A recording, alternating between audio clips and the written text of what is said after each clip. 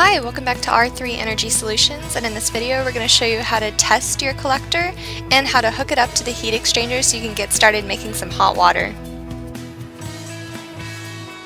Your pipes and connections should be ready to go from the last video.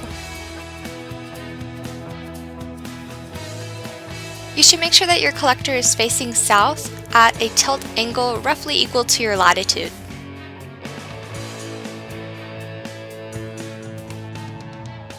Now for some temperature tests. You're going to have two buckets, one for the inlet and one for the outlet, with a temperature probe in both. This way you can get a temperature difference between the two.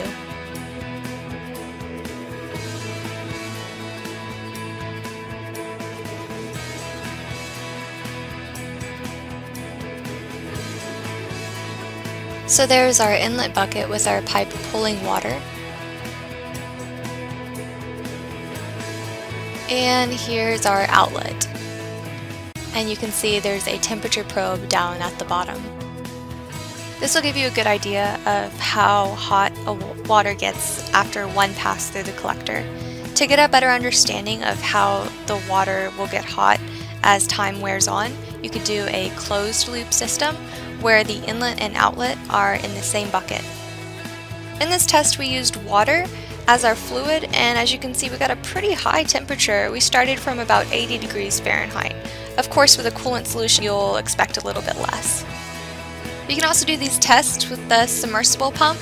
You should expect around the same efficiencies since you're working with the same collector. Now to measure your flow rate. You'll still have a bucket at your outlet, but at your inlet you'll now have a measuring cup.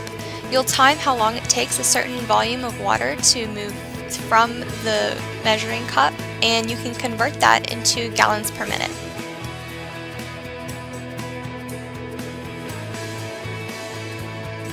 When you do this, we're going to make sure not to lift the pipe out of the water so you don't have to prime the pump again.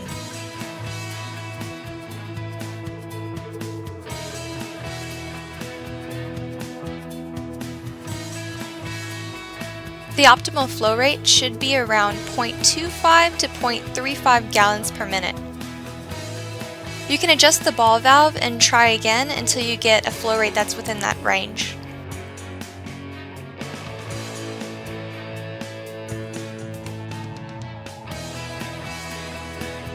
We just marked the angle for our flow rate onto the collector.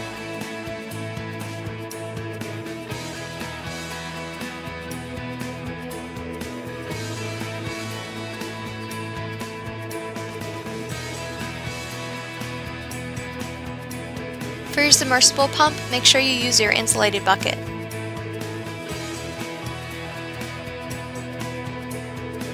This is what we used as our refrigerant. It's full strength antifreeze, and we mixed 40% of this with 60% water. Make sure that when you place your pump inside the bucket, it's completely covered by the antifreeze solution.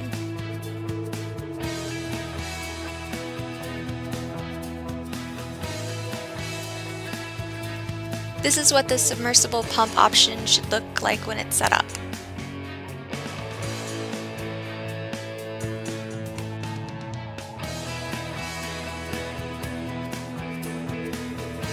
Now just connect your external pipes into the heat exchanger.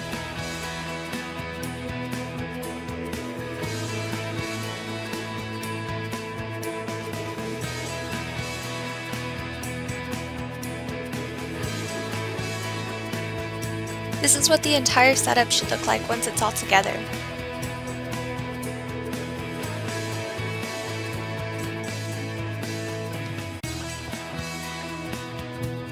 You can also perform temperature tests at this stage.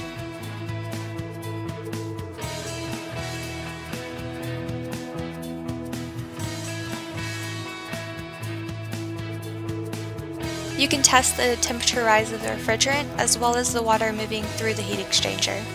At 2.2 gallons per minute, it's expected that there will be at least a 7 degree Fahrenheit temperature rise based on our testing. This flow rate is also the flow rate that's used for most faucets in the home. For more information on how to install this solar water heater, there's a link in the description below.